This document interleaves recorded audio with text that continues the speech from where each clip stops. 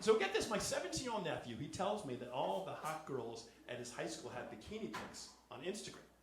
And this blows my mind, that he's got access to those photos right there on his phone. Because in my day, if you want to get an idea of what the hot girls looked like from school, you basically had to be good at drawing.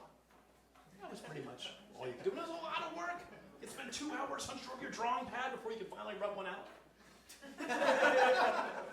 Unfortunately for me, I was a terrible artist. So to this day, I still spontaneously ejaculate anytime you see a stick figure.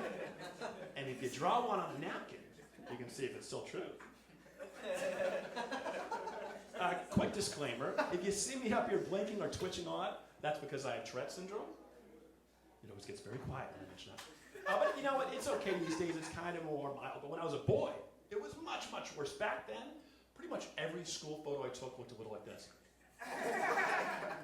I had some weird twitches too. One twitch I had was I would compulsively look to my left. So I'd be standing like this. Now just do this. Just all day long. Got me into trouble at the movies. I'd be sitting in my seat. There'd be a guy to my left with his popcorn. And right as the lights would come down, that's when this guy would notice me doing this. This guy would be like, the fuck's wrong with you, kid? It's here, I can't help it. He'd throw his popcorn on me, very upset.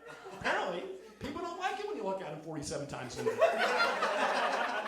You learn things. Now, most people associate Tourette's syndrome with vocal tics. And if you're unfamiliar with vocal tics, fuck, shit, they're kind of like that. The reality is, though, that only 7% of people with Tourette's syndrome have vocal tics, and I do not. But my wife doesn't know that. Yeah. So she's like, can you take out the trash already? I'm like, fuck that. She's like, excuse me? I'm sorry, I'm vocal tic. This damn Tourette's syndrome. I am suffering. Oh. Gets me out of a lot of trouble. Now, in addition to Tourette's, I was also a fat kid. How's that for a childhood? And I had to work through a lot of insecurities because of it, but I got through it. But then something happened to me that brought all those bad feelings back. And what happened was I saw an article online about my childhood best friend testifying in court against our Boy Scout troop leader, who 30 years earlier had sexually molested him. And as I'm reading this article, I see that all of the other boys from our troop had also testified against this guy because they too had been molested by him.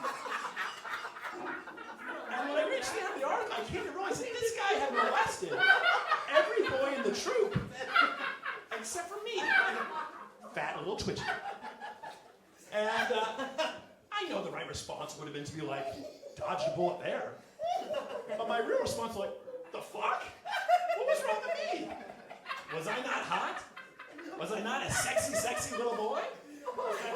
I tell you, it threw me for a loop to the point I went home, I started looking through old photos from my scouting days, trying to find one where I looked especially good, that I found when I showed it to my wife. I'm like, look, honey, sexy, right? Sexy? She's like, Mike, you were 12. Like, I know I was 12.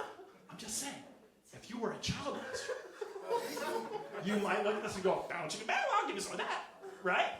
She goes, I really don't like this conversation. I know, gross, but if you were a deviant, you might look at this and feel a little warmth down here, maybe even a little wetness. She said I need to go see a psychiatrist. She said I need to see a psychiatrist, and she was probably right. But then I remembered something that happened to me in my childhood, and you know what it did? Poof! It made all the bad feelings go away. And what I remembered was a time when I was at a Chinese restaurant with my family. I get up to go to the bathroom. I'm like 11, and I'm very fat.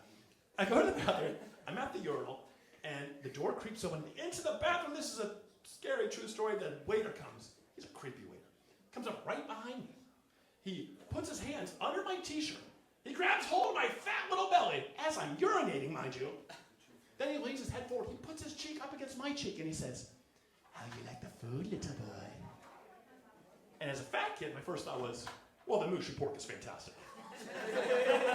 My compliments to the chef. My second thought was, I'm in a bit of a bind here, Thankfully, it didn't go any further than that. I ran back to the table. I told my mom what happened. She starts screaming. The waiter starts screaming. It took a whole thing, right? In the end, the restaurant did agree to take 15% off the bill.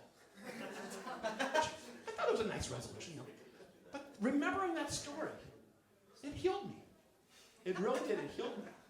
Because I realized I was fuckable. I was a fuckable little boy. And if I could say one thing to my old Boy Scout troop leader, it'd be, Doug, you don't know what you missed. Thank you, guys.